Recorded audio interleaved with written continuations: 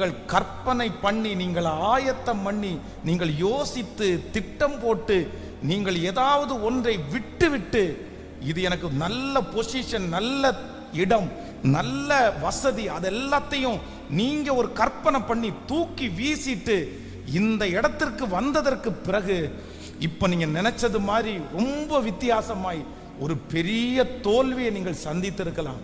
அதனால உடைஞ்சு போய் இனி அவங்கள்ட்ட எப்படி முகத்தை காமிப்பேன், இனி எப்படி நான் அந்த இடத்துல நிற்பேன் அப்படின்னு உங்க மனசு சொல்லுமானால், நான் நம்புகிறேன் நீங்கள் சோர்ந்தே போக வேண்டாம். நம்மோடு இருக்கிற தேவன் பெரியவர், நம்மோடு இருக்கிற தேவன் நல்லவர். என்னுடைய தோல்விகளை பார்த்து ஒரு காலத்திலையும் நான் பிரயோஜனமற்ற பாத்திரம் என்று நான் நினைக்க மாட்டேன். எனக்கு தோல்வியை சந்திக்கிற நான் ஜெயத்தை சந்தித்து நான் பிரயோஜனமானவன் என்று என்னை நிரூபிக்க பண்ணுவதற்கு